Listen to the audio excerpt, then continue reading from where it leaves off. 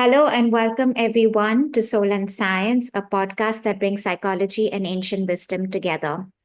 Today, in season two, in our ninth episode, we're going to be talking about the wisdom in pain and finding purpose in healing. Today, with us, as always, we have the wonderful Ardaas ji, who's going to give us the insights on how we can see purpose in pain and how we can use this wisdom as a journey accompaniment in life. So, welcome, Ardaas ji. Thank you very much, Nyana. Thank you, everyone, for tuning into our conversation. Welcome to the stream. So, we've been talking in season two about the journey from being a victim to victor. And we're on our ninth episode, which is really about finding the essence or the gift that we receive from this journey of healing, the wisdom that we can take away from the actual pain, the actual work that we do with the pain, what might mean actually receive from that.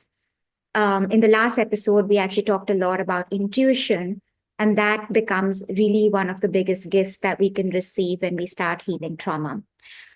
Um, when we start thinking of trauma in psychology as this wound and this wound that leaves a pain, sort of like a scar that makes us sort of more defended and rigid towards life, our responses become rigid because we're more concerned about safety and danger. And in the last episode, Adashi, we talked a lot about rebuilding that trust so that we have the capacity to become more open to possibility, trusting ourselves, trusting our ability to experience and respond to life in a more meaningful way. In this episode, we're really talking about reframing pain as a teacher. And how that is a huge shift in perspective and almost like a natural byproduct when we go through this journey of healing and personal growth. Can you share what your thoughts are when we say pain as a teacher, or how that might happen when we talk about it from a yogic perspective? All right. So I think we even introduced this concept, maybe even in the first podcast that we did on this series. We kind of mentioned the role of pain. And so let me try to connect back to those first ideas on pain and pleasure. And I think it was Guru Nanak's sentence, this: pleasure is the poison and pain is the remedy. Yeah, that phrase, which tells us in a very revealing way that this tendency we have to seek pleasure and avoid pain, that's a sickness in a way. Mm. And that we can see that a lot in our society, particularly when we are not concerned with our basic survival, when the basic survival needs are covered, like we have food in our plate and we don't live in a war zone. Then what do we do with our lives? And we tend to have a very hedonistic approach of looking for pleasure. What satisfies me, what gives me pleasure, and whether it is, a materialistic kind of life where I fill my life with things, material things, and that gives me some pleasure, or I am looking for some physical pleasure through food or through sex or other forms to fill this kind of void that I feel within. But these things are giving me pleasure. No, like even just going into sugars, it's very abundant right now, and for an animal in nature to find sugars would be quite rare. And so the body is designed that when you find sugars, it gives a great stimulus of pleasure, because that's really good, because maybe you find a nice juicy fruit, and that's going to have vitamins and very good nutrients, things that the body needs. So the brain wants to let you know that that's really good for you. So the monkey who finds a fruit is going to be really happy. His brain is going to be very happy, and that's fine, because we don't find that many fruits in the wild. The moment that we have so many sweets available to us, and they are not even associated to something that is healthy anymore. Now it's just processed sugar. Then we go into that pleasure to try to feel the pleasure of eating that, and then we become sick. So seeking pleasure, something that for the monkey would have been very helpful to be healthy, it becomes quite the opposite in our society nowadays. And then there's so that's one side, that's the seeking pleasure attitude. And then there's the avoidance of pain. Pain in general means that there is something wrong, generally. But then there's different kinds of pain. And, when we are born into this planet, we are born through pain. Being born, I can imagine, is a very painful experience, not only for the mother, but for the baby too.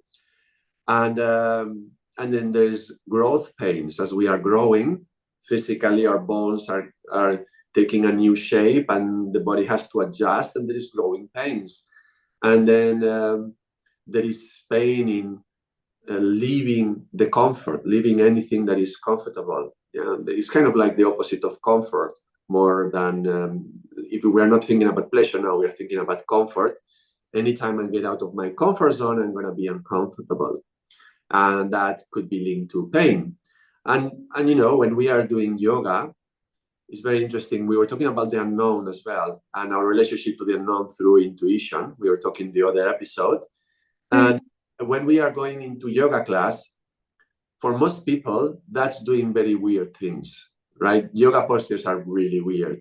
And that's a way to explore the unknown within me, because you're going to put yourself into a position that you're not used to. It's very strange. You feel unfamiliar. You have to get out of your comfort zone to go into a yoga class filled with other people and start you're doing something like the lion pose, right? And you're like, oh my God, what am I doing? And you may feel ridiculous and maybe ashamed, and all these mind games come to the surface. And to try to overcome this, I mean, those are kind of pain. And there's like kind of social pain, let's say.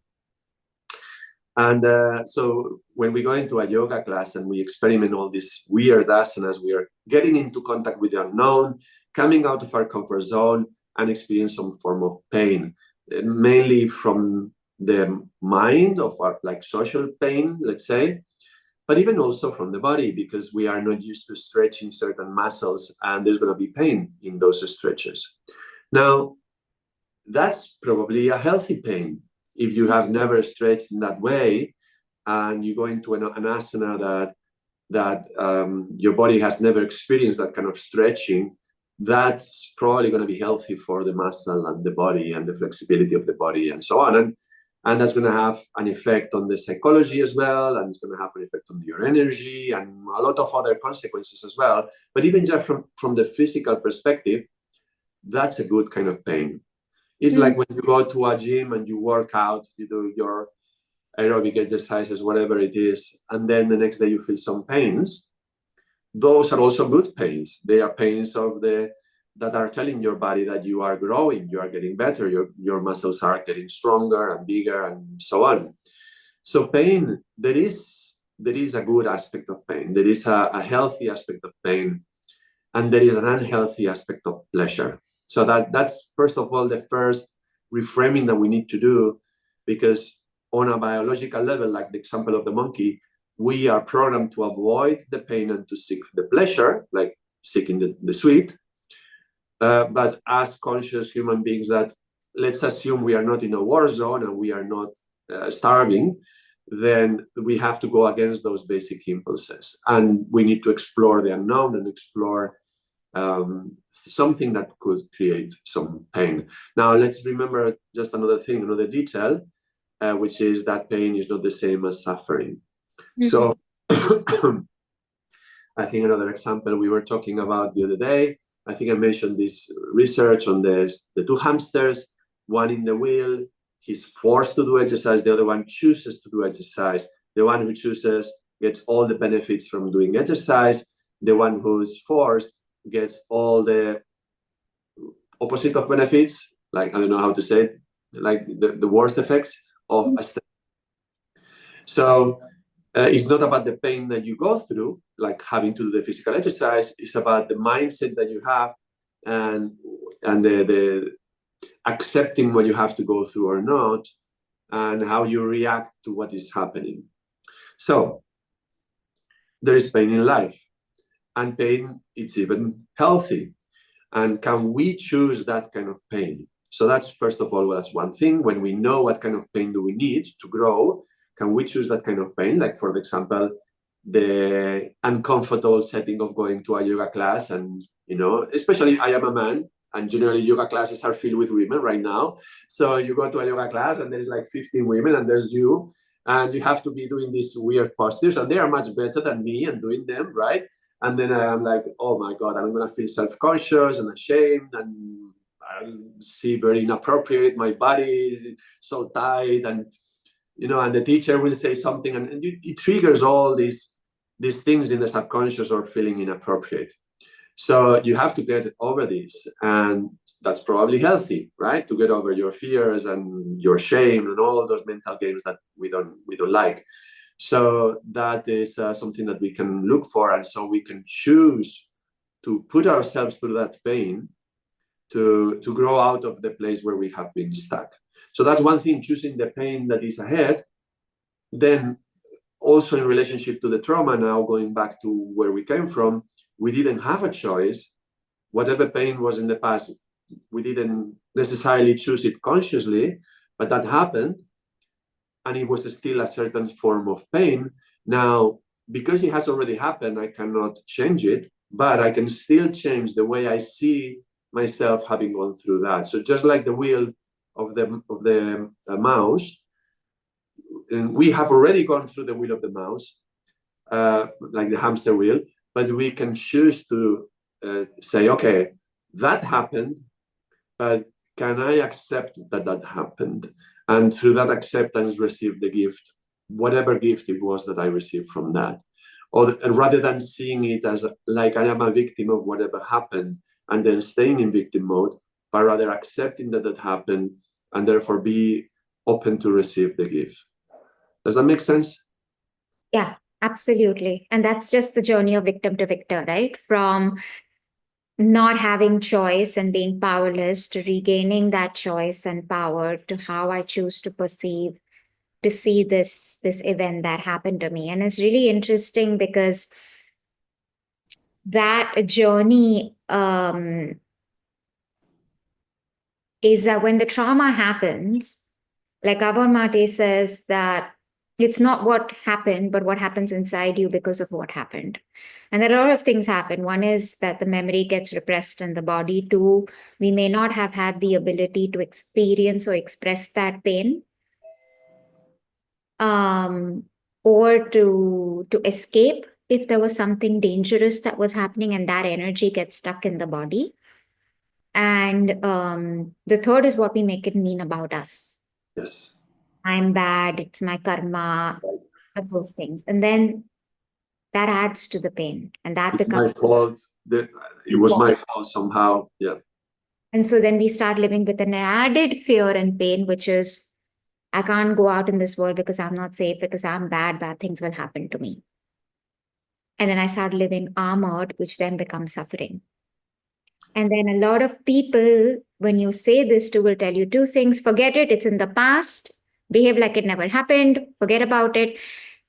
And that's really interesting, because I can't forget about what happened. Yeah, correct. Yeah. How can you forget it? Yeah. And you forget that it happened. Like, forget about it. It didn't, it happened so long ago, but it happened. And you're asking me to forget about it, which isn't going to happen. But we're not actually sitting with the pain and validating that happened. And what did I make that mean about me, which is a therapeutic process. Right. But a lot of people come into therapy saying, no, I don't want to go there because I don't want to feel the pain. And that's what I say to them, is the myth of pain is that you are already feeling it. Difference is, you're not feeling what happened then. What you're doing is you're trying to release what has gotten stuck in your body and what you made that mean about you. And that's the difference between the good pain, the pain of growth that would happen in a therapeutic context, versus the original pain that you suffered in the first place. And because of that, we get so scared that I don't want to go back and relive it. You'll never relive it again. You will only understand what it is to let go of that pain. But then I was looking at Jung, who said, and I think I talked about in season 1, that there is no coming to consciousness without pain. That without that journey of going through the pain, which would also mean that we can't take away the trauma that happened, but we can let go of the attachment to it. That it happened to me. Why did it happen to me? It happened to me because I'm bad. That means bad things will happen to me. And then we get stuck in that story, in that cycle that continues to produce suffering. Right? Yeah, that idea that pain brings consciousness is very powerful. Yeah. It happens on an immediate level. If you are not in pain, we often get distracted and we are living in our mind and our fantasy. Somebody steps on our toes, that pain immediately wakes us up. Yeah. And that same thing happens on a long scale. You go through some pain, like some trauma, and then because you suffer from that, you may spend 10 years of your life trying to deal with that. And that's 10 years of awakening your consciousness to what happened and what really matters in life. And you know what, let me forgive. And you know what, let me appreciate myself. And those are 10 years of learning that you can go, and that's an awakening to your real self, right? We talk about this quite a lot, about your real self. That's an awakening that can be triggered by that original pain. So just like stepping on the toes and waking up, having a traumatic experience can trigger a 10-year process of waking up and an awakening, which can be really healing, yeah, in a cosmic perception, right? Looking wider, looking farther, you can perceive how much your life has improved afterwards, right? When you have healed it. Yeah. And people come back with, oh, how many times gonna have to heal this? And I was reading somewhere that the more you become conscious and aware, the more you're able to go into the unconscious and heal deeper. So while you may have able to heal the surface level of the same trauma, depending on the extent, for example, sexual abuse, then each time you're able to take away the layers of what you created. First, maybe the defenses, then the beliefs, and then you're coming into actually the core of what it is, and then you start looking at it different. I see you smile. What's happening there for you, Ardaas ji? Oh, I'm just happy that you touched upon a paradox Mm, that often happens in the spiritual path, which is the paradox of I'm doing yoga and I'm feeling worse. mm, Right? We start doing yoga, and let's say our level of awareness and self-awareness is, let's say, 5%. Let me be generous, 5%, right? And then you start doing yoga and you are waking up, and then suddenly your awareness goes up to 7% or 8%. Well, this is almost like a doubling of awareness. And that means also you become much more aware of the things that you were hiding. mm. And your hidden self and your hidden worries and your hidden traumas and your hidden mind games. So for a moment you start doing yoga and you're feeling an expansion of consciousness, something we sometimes say like something very beautiful, right? Oh, my consciousness was expanding. You know what? When your consciousness expands, you are able to see better everything that's messed up in your life. Absolutely. Oh my God. You see how much more diabolical you are, right? Yes. And then you're like, oh, I'm terrible today. I'm feeling terrible, because you start to see all the mind games that we do, all the issues that we have to work through. And so at some point, at the beginning, it's feeling like falling in love with yoga. And at some point, it's like, why do I even do yoga? Why do I even meditate? Because when I sit still and then the mind comes and fills this void, and then you realize how you normally think, but you don't think about it. Now I realize what my mind is doing. It's like, oh my God, I'm sabotaging myself. And so you feel worse about that. That's quite a paradox, isn't it? It is. And it's such a powerful paradox because um, you suddenly become very difficult because you start realizing how are you creating your own Suffering. suffering. Yes. And that's a very hard one to live with. Yeah. Yeah. Because also it doesn't stop, because let's say you deal with whatever comes to the surface. Mm-hmm. And then you process it and you heal and you clean and you forgive, not forget, but forgive. And then you're your consciousness now has expanded to a 7 or an 8 or a 10%. Well, the next spur of growth of your consciousness that comes, now you go to 15. Well, again, you are much more aware of all other issues that you thought they were already resolved. I have already healed my mother and my father issues. They are all done. Well, actually, you know what? When your consciousness grows a bit more, oh my God, there's still stuff over there. And then you more things to work on, right? So it's like, it may seem like a never-ending process. And the worst thing is that if you don't deal with that, if you grow in your consciousness and you notice it, but you don't deal with it, and now because of I'm using the example of yoga because that's what I work with, but I'm sure it will be also applicable to other forms of spiritual path or other forms of treatments and healing and so on. But let's say I don't deal with the issues and I keep on doing yoga. The thing about yoga is it gives a lot of energy and empowers you.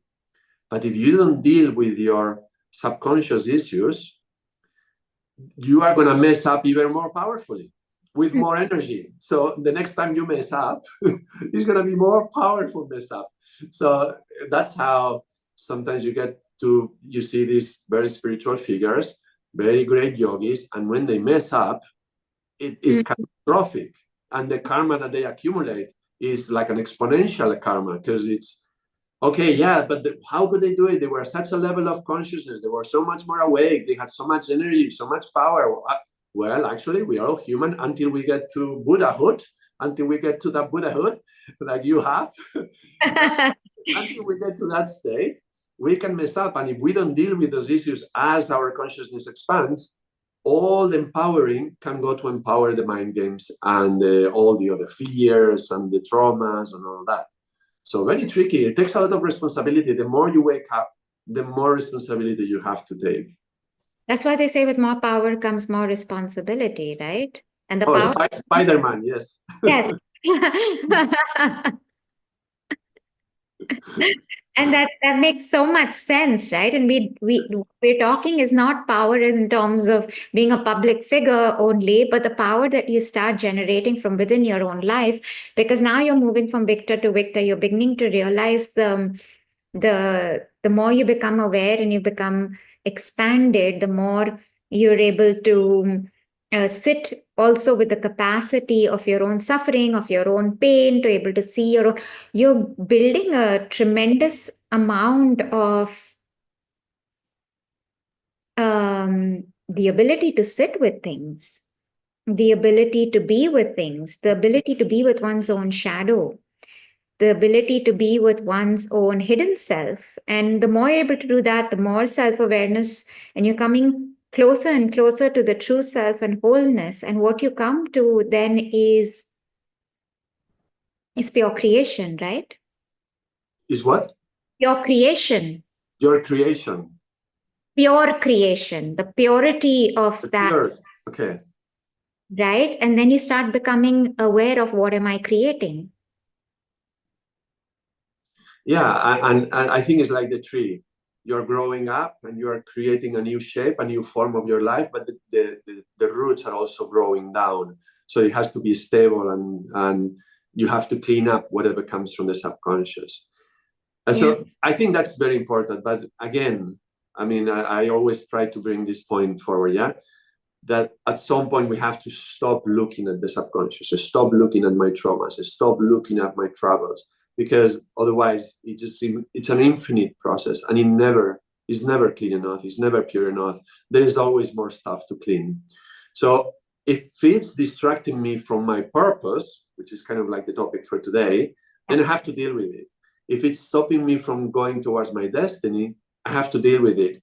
But if it's not stopping me, if it's not sabotaging me, if it's not closing me to opportunities, then can I just let it rest? Because some things like the demon and the dragon, right? Sometimes we can just let it rest, let it sleep.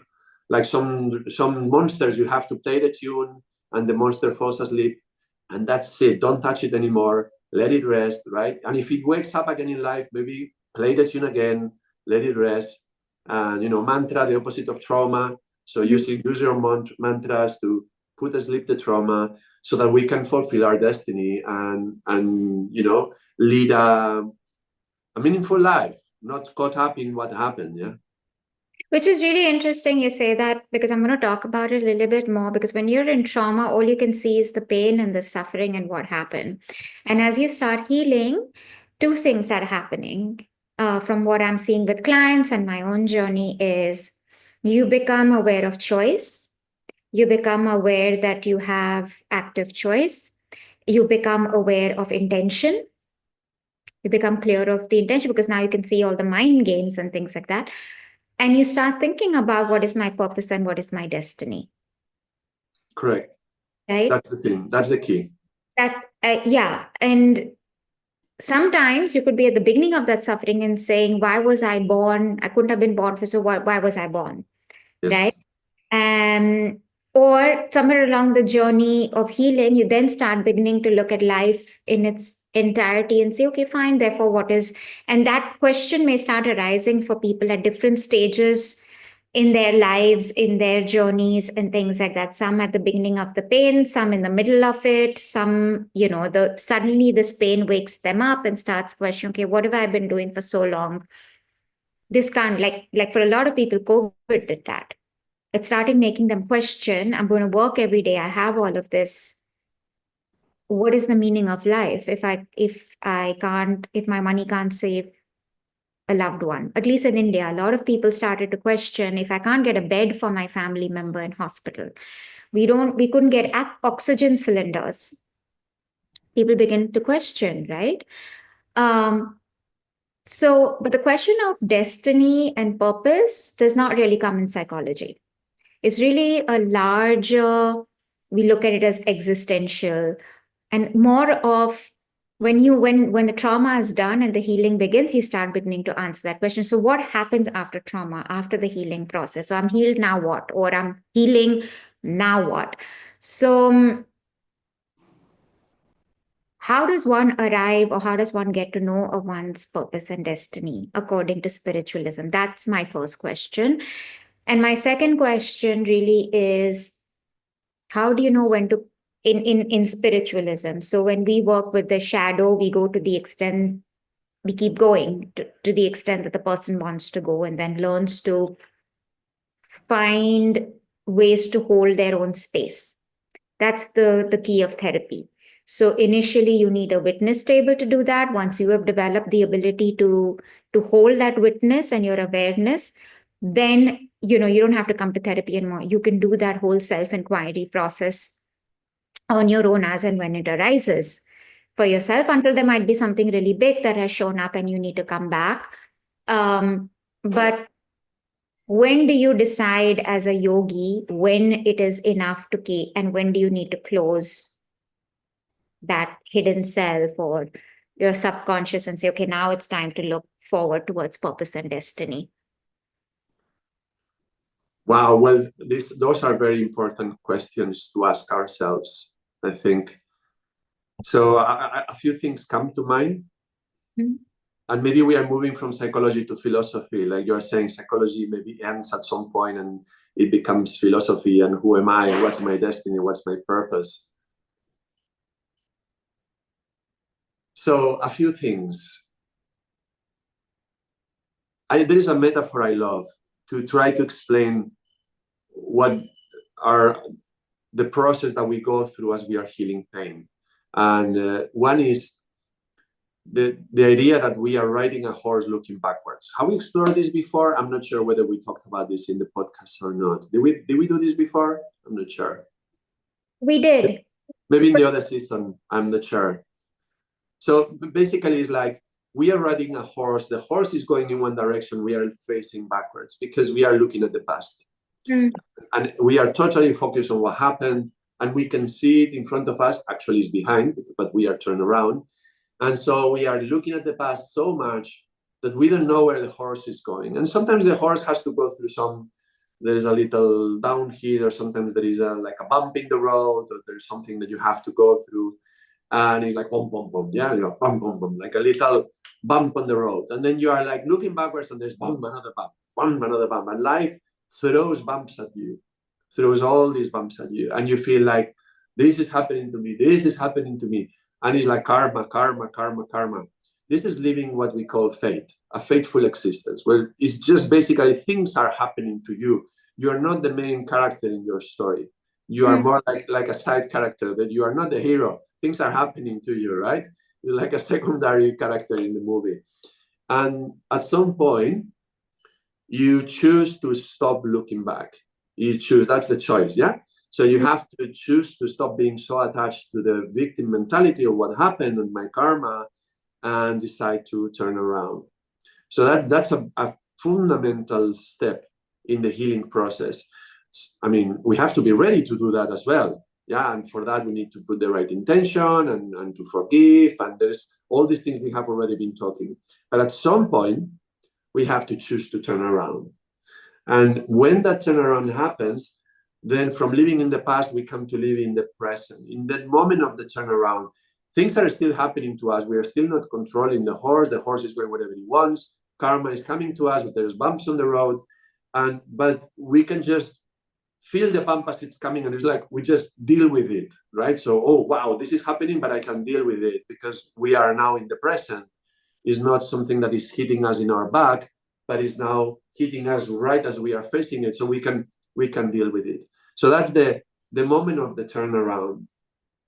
But then there's one more step, which is like, okay, now I can see where the direction is going. I can see where the horse could be going. Now, it's a kind of a metaphor because this seeing is not through the regular eyes. This is the intuitive perception. We can intuit where my life is going and in which direction, and is that direction aligned with what I feel in my side, inside of me, that is my calling. So if you feel that is aligned, then fantastic, let's carry on. But if not, I can hold the reins and I can move a little bit that horse to try and avoid those bumps and to face the best terrain to move in the direction that I want to go. So for that also requires to know in which direction you want to go, which that's linked to the purpose. And you would say, well, but then how do you find your purpose? Well, okay, that's another issue, and we have to talk about that as well. But at least now, the moment that you turn around, at least you can move towards the purpose. Because even if you have a purpose, but you're looking back, there's no way to go there. So as long as we are caught up in the attachment to the victim mentality, there's not even reason to talk about purpose. But the moment we can feel ready to turn around, then now we can say, well, okay, now you're facing forward. At least you see the bumps as they come. Now we can even take the reins, avoid the bumps, or jump even before the bump arrives so that it doesn't hurt, or let's say you don't suffer. Yeah, maybe you go through the pain, but you don't suffer, and also maybe even avoid the pain. Like sometimes you can just, with your intuition, just direct the path of the horse to go in the direction that you want to go. So intuition is going to tell you what is ahead of you, and intuition can also tell you what is the path to get to that purpose that you feel. Now, the purpose is going to be linked to the call of your soul, and the call of your soul, you're going to be much more able to connect to that when you're not caught up in the trauma. When you are too busy about the trauma of what happened, you're not busy to connect to what is your service in this lifetime. No, how can you serve others? So this comes in the aspect of the gift as well, because we were talking about how through going through that trauma, I learned something, maybe even just to be a survivor, but maybe some of the qualities, and it has become like a training. I went through a training to develop all these qualities. Now, can I do something with that? That's the turning around as well from a victim, something that things happen to you, a victor, which is empowering yourself and say, well, okay, all right, that thing happened, but now I learned how to survive. I learned how to be a warrior, but maybe also the grace of the saint. You've learned all these qualities. How can I put them into service now? And so when you are ready to accept the service, you can tune into your soul and feel with all these gifts that have been given, and you work to get them, through your healing of the trauma. How do these align? And very often, through taking them, you can see how that is already drawing a certain path for the horse, and it's telling you, look, that's a good destiny for my soul. That's something that is calling me. And I see this very, very often. People who go through a tragedy and they overcome that terrible tragedy, and somehow they get something out of that, and they dedicate the rest of their life to work on that, maybe to heal or to help other people or serve other people who are going through the same kind of tragedy. That's a very typical one. But also maybe, that whatever virtue you get, they explore it through art, or through, in some way they utilize that to nourish their future. No, it's like they say in English, let me use a bad word, but let's excuse me for that. The good farmer uses his own shit, so the bad farmer buys it from others, right? You use whatever garbage you have created in your subconscious from the trauma, and you make it nourish. Yeah, it can become a fertile soil for new seeds to plant there and to get something that can give fruits to other people. So it's kind of like that transition. Did I open up too many avenues with this? I know. And yes, actually, the paradox of it. But I think what's interesting that you said is, and is from what I'm hearing, is that destiny and purpose will all has an element of service and serving the greater good.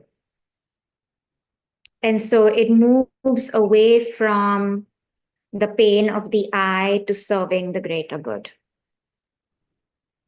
Yes, it's like from taking to receiving. When we are children, we are receiving things. Yeah. So can we offer, from receiving to offering, no? Can we offer now something to others? So we don't live in a selfish, because being in pain and being caught up by our trauma, that's a very selfish attitude.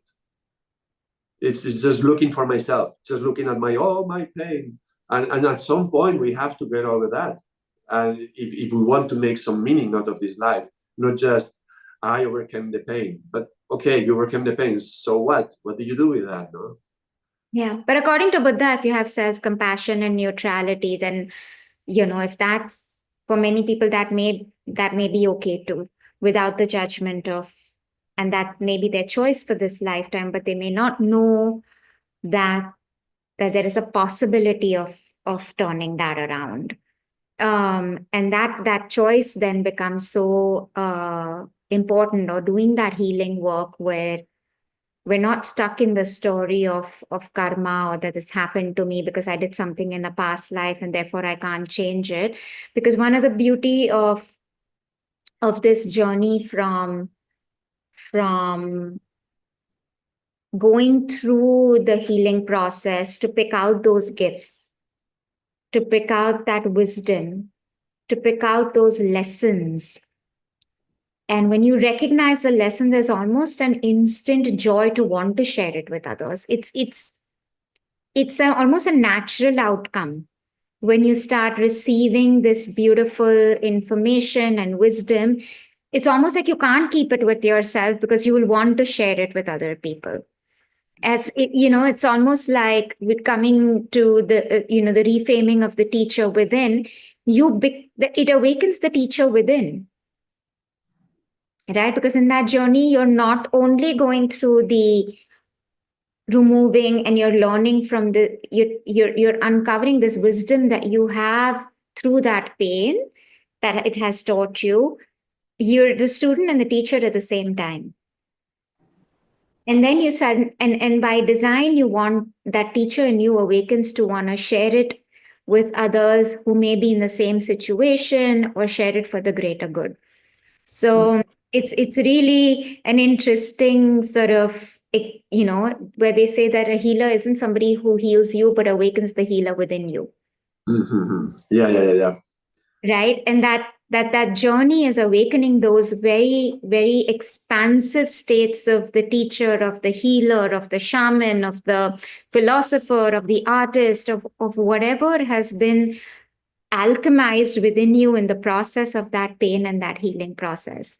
That transformation occurs in that process of healing and uncovering, that there's such beautiful wisdom that may come out or will come out in the process of healing. It's almost like all you have to do is to make the choice of going through that journey, because the byproduct of that is almost in its uncovering of a beautiful piece of artwork, right? Like it's like you put coal under pressure, it is has the potential to become the diamond.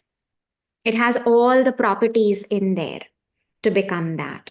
And so it's almost like it's going through that process is the choice that you make. Taking the shot on yourself to say this pain is not going to end in misery. It has all the ingredients it needs to become this beautiful diamond. And it's trusting the process of, and that brings back to trust from the last time, myself to in the process to go through, then sharing it with people outside of the realm. And then there'll be something really interesting, which will be standing at this precipice of this wisdom and this knowledge, and you're looking towards purpose and destiny. And then there might be your inner voice and the critic that may come in and say, who wants to listen to you, and why do you think that you are anybody to share anything? And that's when you have to listen to what the other voice, the soul's voice, or the soul's calling, or the intuition that we talked about last time. And that's the greatest struggle we all have, that do I listen to my fear of my inner critic? Because that will always be there, right? Only difference is to what extent am I aware of that voice, and to what extent do I want to then, by healing the trauma, listen to this voice that has no charge, that's telling me this is the right path to go. But yes, that may mean challenging a lot of what the inner critic has to say about me that I've conditioned, because conditioning is a lot in all of us, to able to distinguish between the two, and continue to walk this forward path of what I am able to see through my intuitive sense, and overriding the fear of the inner critic or of conditioning, or still sometimes the hangover of the trauma, right? To move ahead and say, okay, no, I have to go with what I can trust within that intuitive sense. Yes, I would venture to say even that without the sharing, the process of healing is not complete. Mm. I'm going to risk saying that because you talk a lot about the compassionate process, and compassion is an impersonal quality. So it's what allows us to share the pain, right? Common passion, right? The passion as pain. So compassion is a moment where you are sharing something. And even though we can be compassionate about ourselves, as a quality, that even if you are just starting as a compassion to yourself, the moment you develop compassion, you can inevitably, you're going to perceive the pain of others. Yep. And you're going to perceive that they suffer just as much as you. So staying within your pain would become selfish, and you would be attached to your pain. That's not the compassionate path. The compassionate way is where you can see, you know what, we share the same pain. So how can I attach myself to that pain? Like saying, no, it's my pain. Nobody knows about my pain. This is my suffering. This is my trauma, right? But actually, wait a moment. They are also suffering. So could it be that there is just one pain, that there is one suffering in a way, and we are all sharing it just by being humans? We are all sharing some. I'm using pain and suffering right now as the same. I'm not making a difference, but can I recognize that just by being a human being and having a heart, I feel pain, and she's a human being. She has a heart. She feels pain. He's a human being. He feels pain. No matter how much they appear on the outside, they are fine, and they, the typical Instagram pictures that they are lovely. Actually, within everybody there is pain, and so compassion allows us to connect to that level. So inevitably, to complete the compassionate process, it would imply that you are sharing something with others. And I was thinking how, alcoholics, when they are stopping drinking alcohol, they do these meetings and they gather together and they share what they went through.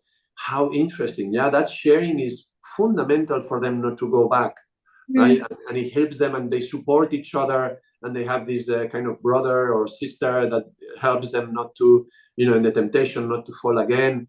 So this is the sharing that is necessary. But even then, there is one more step. I think there is another step from sharing to, from sharing what you went through to become a teacher or to become a healer or a therapist, like your case, right? So I think there is like me, my pain. Okay, it's not just me. I share it with others. Let's talk about it. Let's share it together so we can learn from each other. To actually, when you crystallize it, a diamond, yeah, when you finally go through the compassionate process and refine yourself to the point of, putting enough pressure to find the diamond, now you can shine through as a diamond. Now you can be the teacher. Now you can be the one who organizes the meetings for the others to talk about, yeah? And you can be the healer who holds the space and can direct the group, because you can hold the reins of the horse, right? Now the group is like a big horse. Now we are all together talking about going through these temptations to go back to the addiction, and okay, but you can direct a little bit of the horse of the whole group. So there is this like a few steps process, right, to get to that point of healer and teacher. And that's when you fully embody that quality. No, okay, now I'm not going to go to my pain anymore, but you can still be in the group. You can still feel the pain of others, and you can use your own example to touch what you experience through, to guide the group to another level. So it informs you and empowers you into guiding the conversation. No? Absolutely. Though I don't think that the one ends and then the other one begins. I think they sometimes happen simultaneously and Yes. leads into the other probably more organically, and sometimes it's a step ahead, and it's I don't know when a teacher is fully born. You have to step sometimes into it and keep polishing yourself to to become a teacher, to keep showing up, to keep learn. You uncover newer things as you go along the way, and they may not one may not necessarily end at a certain time for the other one to begin. But I really liked what you said about compassion, because compassion is, when you said me, my pain is selfish, but it's really more than, I wonder if it's more than selfishness, it's about shame. And shame is a big silencer. But shame is also selfish. Is it? It's linked to the ego. Oh, so do we say that the ego is a byproduct, is being selfish? Not a byproduct. No, I would say that the ego makes you selfish. Okay, because you're more in a self-interest, self-indulgent space, but also when you've been through trauma, it could be a very self-protective survival mechanism, because that's the role of the ego. It's to help us survive. So it's more of a survival mechanism, and therefore I have to survive first before I can think about anyone else. And that's beautiful, because the natural process of healing is, now I've survived, and I've understood that as a process of trauma, right? Because trauma is all about, I'm still surviving, I'm still in danger. Your nervous system does not know that. It's still stuck in the trauma somewhere.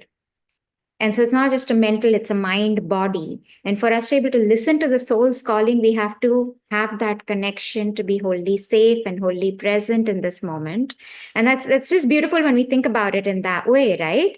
And then you have compassion in the room instead of danger and anger and hatred and criticism, that now allows me to say, I can sit and say, why, that this didn't happen to me because I'm a bad person, or because I deserved it. But because, okay, I made this mean this and I can heal from it. And then suddenly there is, with compassion in the room, when there is a compassionate holding, where I'm able to see it without the criticism of the inner critic or the judge or whatever is present, suddenly it opens up space for me that would, in a group setting, do the same between a therapist and their client, and open up the space of really seeing myself with possibility. Oh, I'm not a bad person, so what else is possible? And what is the truth? If I'm not a bad person, then, bringing us closer to the true self. And that's when the nervous system begins to heal, begins to feel safe in its current space and identity, because I'm not identified to being a bad person. And then my nervous system is working so hard to be a good person, so hard to be a good person, so hard to be a good person. Right.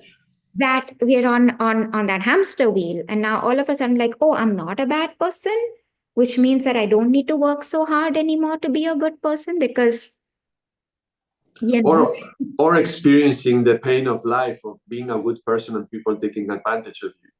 exactly, like So you the have this inner, oh, I have to be a good person, but when you behave as what you think is good, then you are end up like with no partner and people taking advantage of you and no money and a lot of bad consequences as well. So exactly. And then you're able to stop that and say, okay, fine, I can do it with balance, with discernment. I'm not on this overdrive. My nervous system begins to heal. I begin to feel more safe. And the moment you're safe in your existence, you become present, and you become capable of listening to the soul's calling.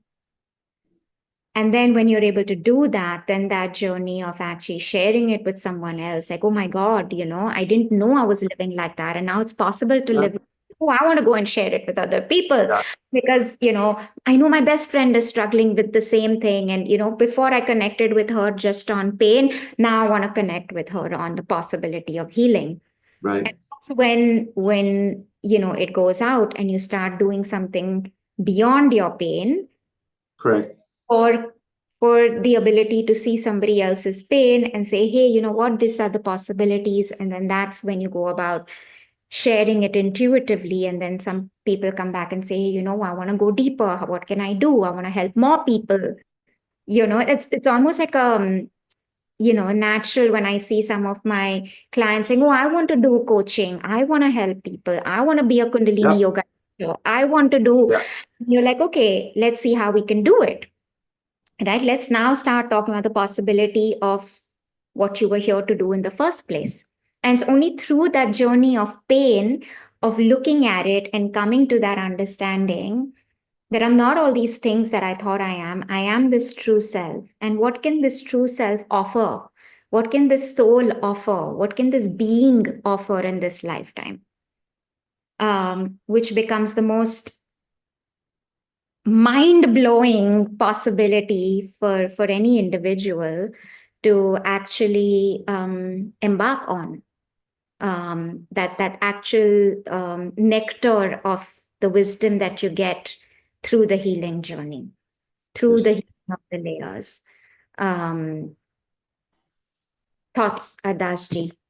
Yeah, I'm thinking how, because I'm a yoga teacher and I'm a trainer, I train yoga teachers, maybe I see more clearly this movement and transition from one form to the next. So, what I've observed during the trainings is that very often when a student comes, they come as a student and they practice some yoga.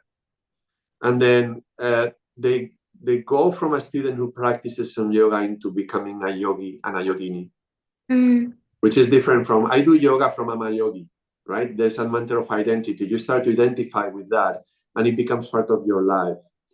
And then now they are not just doing yoga, but being a yogi. And by doing that, they are starting to share it with the community around them, because that, you are breathing yoga, right? You exude yoga, that's in your aura. And so they are naturally sharing it with others.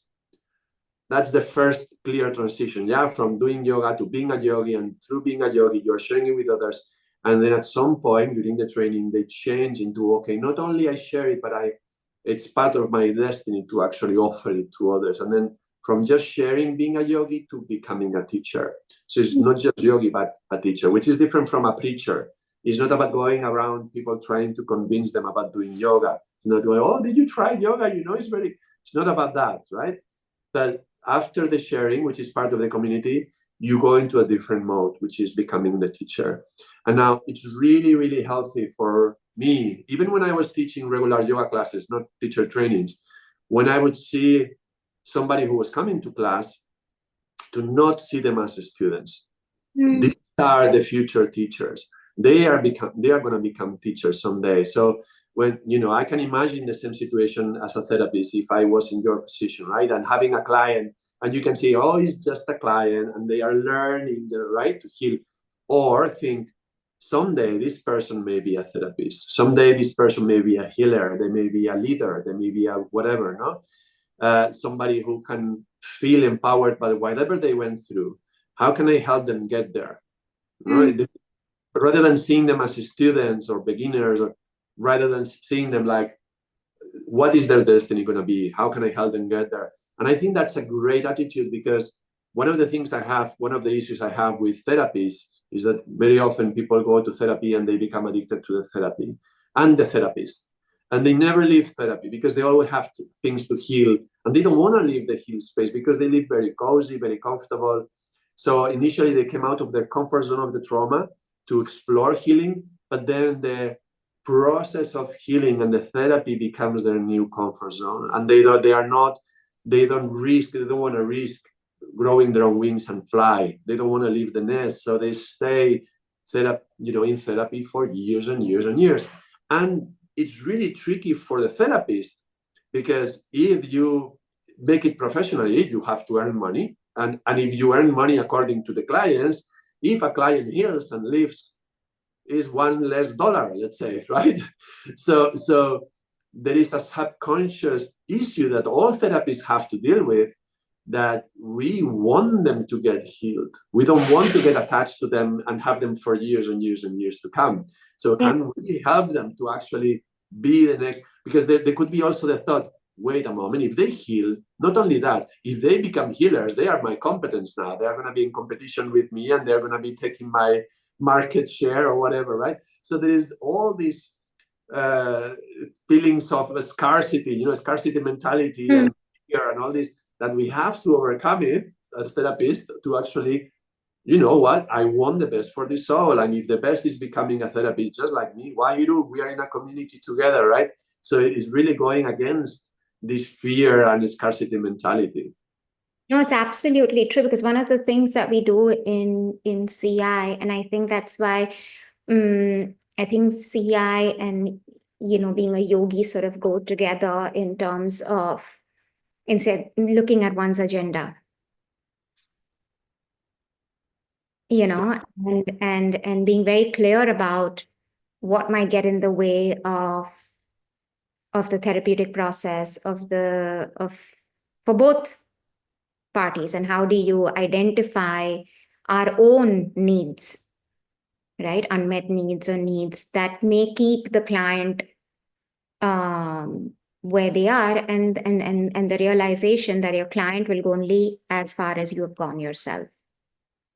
And so the work we have to do on ourselves as clients is equally responsible, which is equally an awareness journey. Now, and I take back to our very first thing where psychology began with the study of the soul. Mm-hmm. So in a lot of ways, I think as time has progressed, I see myself less as a psychologist and more as a soul retriever, or connecting people back to their soul.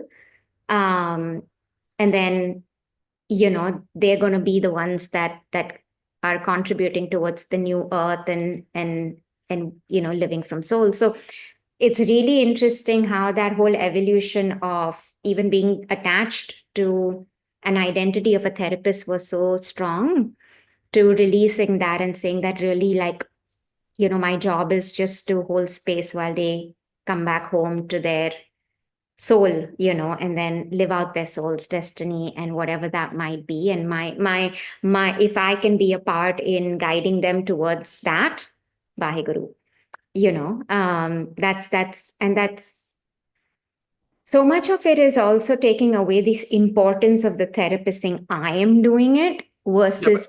Can I just say on that thing, is so much more satisfying than a sweet, that thing. There's nothing sweeter than that, right? And seeing somebody who's been a client for some time and suddenly they are in contact with their soul, right? Sometimes we sit in a particular session and they are really shining, and it's like, there's no chocolate that can give you that feeling, right? Absolutely. And in that moment, all you actually feel is humbled and grace. Yes. Because you're very clear that this is not anything to do with me. I've not done it. Is their own soul awakening. Yes. It's their own connection to themselves, and that they're able to create them through their intention. Yes. And then once they taste that nectar, then that's it. That Suddenly they've seen possibility and seen themselves in a way that they never thought possible. And then that's all, sort of grace and less to do with anything that us as therapists do in that sense, but coming back home to find the purpose, for each individual. And with that, sorry, Ardaas ji, since we're coming closer towards time, Okay. this beautiful conversation, what is our tip today from a yogic perspective that can connect, that you would like to share with all of us?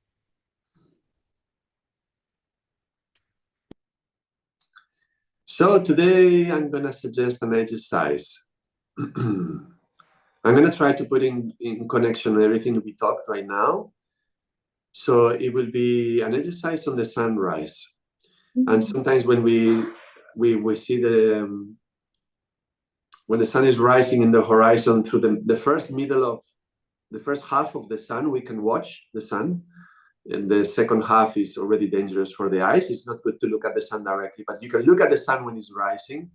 So I'm going to suggest tree pose, which is most people know tree pose. Otherwise, you can look at it in Google. You can look how it is, but it's basically standing up on one leg, the other one is folded, and the hands in prayer or the hands high above. But you can stay in prayer, looking at the sunrise, and staying balanced. And that.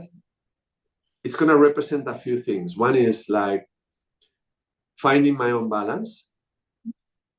Second is I'm facing forward to the rising sun. This is like turning around in the horse. And you are facing a rising sun because the day is ahead of you, right? Your life is ahead of you. And where is how much shining is going to happen? So it's like opening up of new opportunities. The sun is rising to opportunities, to a new life, and life aligned with destiny rather than like a fateful existence, living karma. So facing the sun, facing the sunrise, looking at the sunrise, the light of the sun is like the light of the soul. So the hands in prayer mudra, and it's awakening your own soul, and sharing that and staying in balance in the middle of that. And eyes open, yeah, very, very important. Eyes open and focus on the rising sun. And you can do a few minutes with one leg, a few minutes with the other leg. But it's not just about the posture, it's about the intention with which you do it. So having this intention, and a sun is rising for a new future, my soul is calling, something in my soul is going to tell me what's my purpose, what's my destiny going to be. I turn around, I'm not looking back anymore, I'm looking forward, I'm ready, and I'm in balance, ready to go forth. So that would be the right attitude. That sounds beautiful. It sounds powerful. It sounds invigorating, and it sounds like exactly what I need to do tomorrow morning. I do. And with that, I thank you so much, everyone, for joining us. And I thank you, Ardaas ji, as always. We look forward to seeing you next week for episode 10, the finale of season 2, from victim to victor. So we see you at the finish line of victory. See you all next week. So now, thank you, Nyana. Thank you, everyone, for listening, and what you see next week. So now.